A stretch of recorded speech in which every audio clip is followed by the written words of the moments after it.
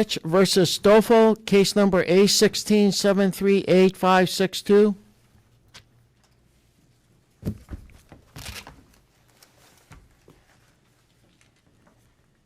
Counsel, state your appearances, please. Good morning, Your Honor. Joe Guerin and Eric Tran for defendants. Good morning, Your Honor. Shawana Johnson for plaintiff, Mr. Zitch, who's present. Thank you, counsel. This is on for defendant's motion for summary judgment. I have read all the briefing and reviewed all the, I don't know if there was any exhibits, but the exhibits, and prepared to go forward this morning. Does counsel want to be heard in oral argument? Thank you. Counsel, this is your motion. Your Honor, very briefly, this started initially as a legal malpractice case, and there was an intentional infliction claim that was kind of buried in the complaint. Now all that we have left is this intentional infliction claim. And the basis for that is threefold. The first is that my client denied liability in state bar proceedings, discipline action. And we've filed some supplemental authority. The Supreme Court Rule 106 absolutely bars that claim. There's an absolute privilege to deny liability. So, Mr. Guerin, I actually do independent research in this department, and I'll let you address this. When I first read Rule 106, the text of the rule seems to support your position. It says all participants in the discipline process, including grievance, bar counsel, staff, members of the disciplinary panel, diversion, and monitoring participant, and witnesses shall be absolutely immune from civil liability. No action may be predicated upon the filing of the disciplinary complaint or grievance or any action taken in connection with such filing by any participant, except any disclosures made pursuant to Rule 121, subsection 16 shall not be immune under this rule. Supreme Court Rule 121, subsection 16 states, these rules shall not prohibit any complainant, the accused attorney, or any witness from discussing publicly the existence of the proceedings under these rules or the underlying facts related thereto. However, disclosures made under this subsection in whatever form or by whatever means outside the disciplinary process shall not be covered by civil immunity afforded in Rule 106, subsection 1. There is a 1996 case which seems to address Rule 106, and quite frankly, counsel, it was of no help to the court. Shimrack versus Garcia Mendoza. And in that case, initially the court, not initially, but in the court declined to decide whether Supreme Court Rule 106 is an absolute or conditional privilege. However, the actual holding of the case goes on to state, we therefore hold that Supreme Court 106 creates a privilege for the protection of the complainant, but does not shield a disciplined attorney from other legal actions. However, in dicta in the case, and as you're aware under St. James Village versus Cunningham, 210 Pacific 3rd 190, dicta is not controlling as precedent in other cases, but in dicta in the Shimrack case, the court states, Supreme Court rule does not grant immunity to an attorney from criminal or civil action related to lawyer disciplinary proceedings.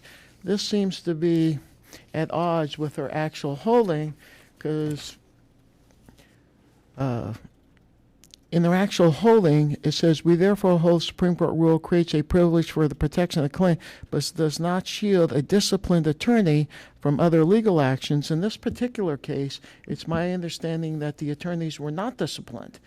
Therefore, it leaves, if I was still an attorney, which I'm not, and I was up on appeal, I would argue that Shimrack is distinguishable as to attorneys who are not disciplined.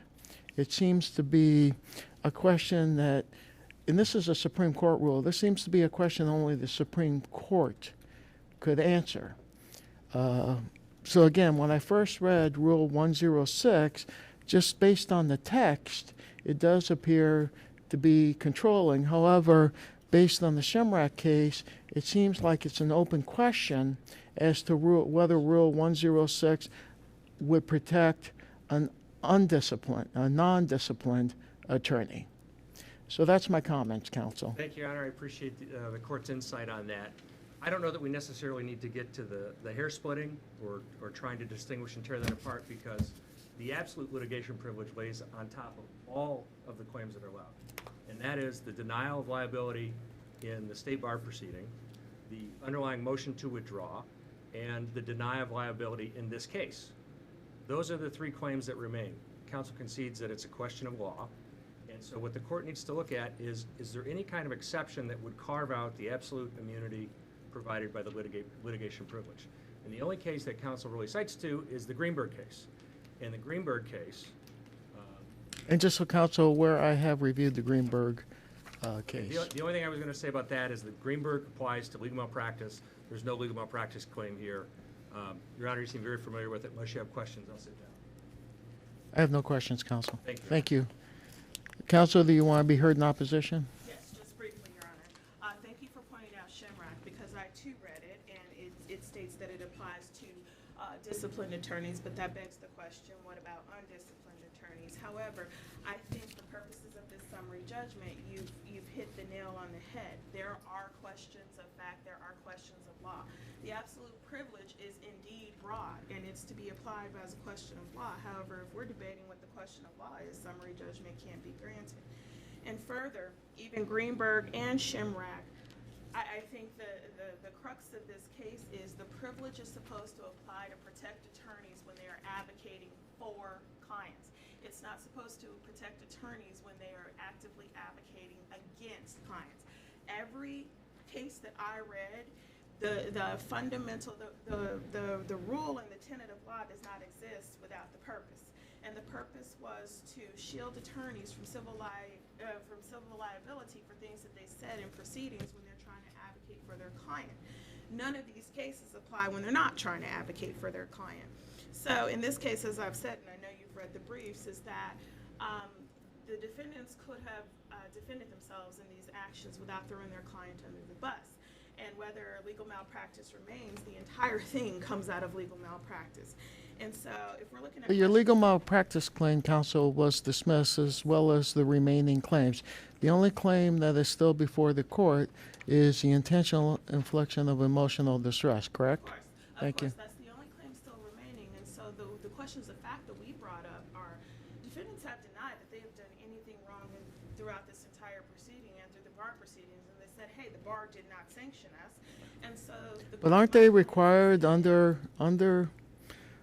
I believe we're called an integrated bar, weren't they required to cooperate in the bar proceedings? They were absolutely required to cooperate, and even bar counsel wrote an opinion on it. However, when you cooperate, you can absolutely defend yourself, your law firm, and the legal representation that you gave without calling the client, I don't think they called him a blubbering idiot, but it's... Okay, but counsel, you have not submitted anything to me in your opposition that any way comes close to coincide with your legal argument that there was defamatory statements, and defamatory statements are protected under the absolute litigation privilege. Isn't that correct?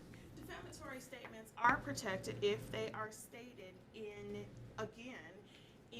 protection of the client right. And what the reason why I haven't presented anything is because discovery hasn't started. This has been 2+ years of motion practice.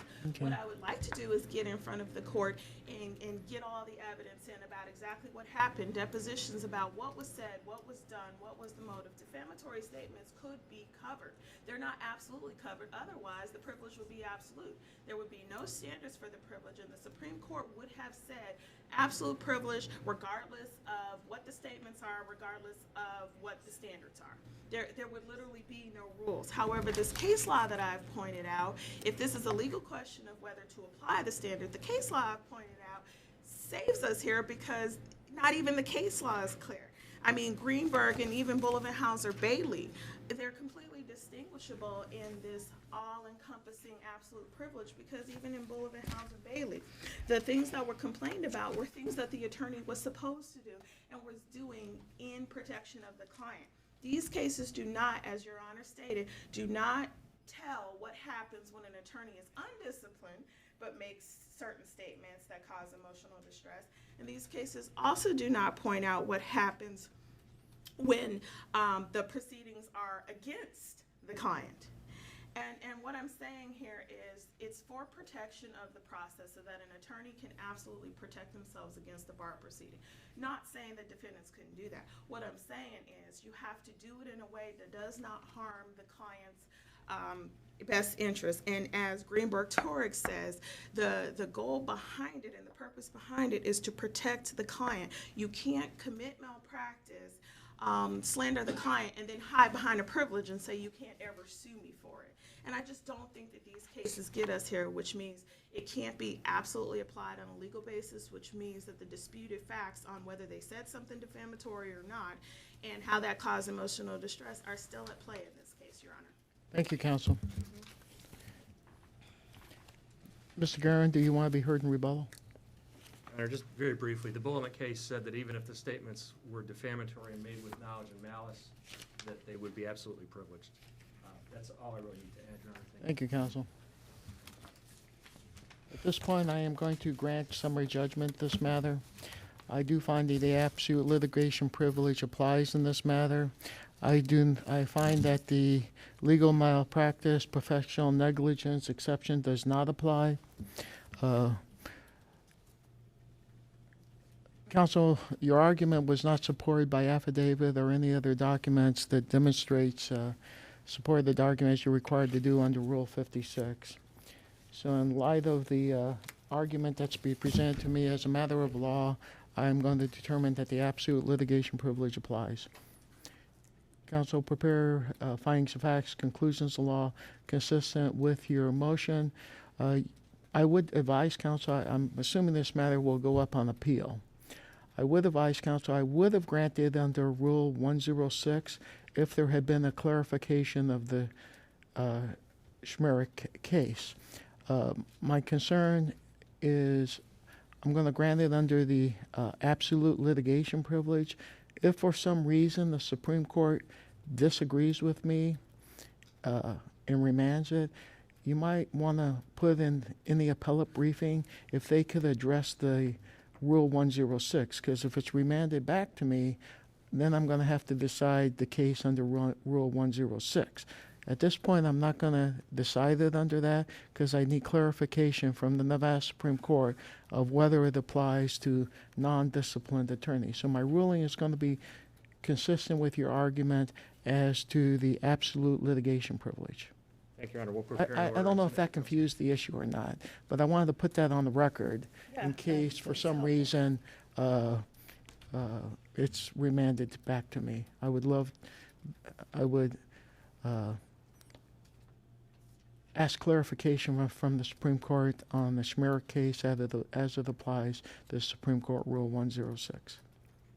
Thank you, Your Honor. Thank you, counsel. We'll prepare the order and send it to counsel. If you could prepare the order, please provide it to opposing counsel for approval as to content and form, and please try to submit to chambers within 10 days as required under our local rules.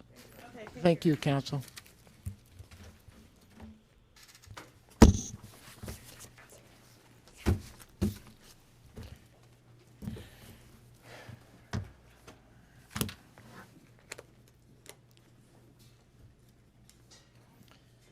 All right. On page 5,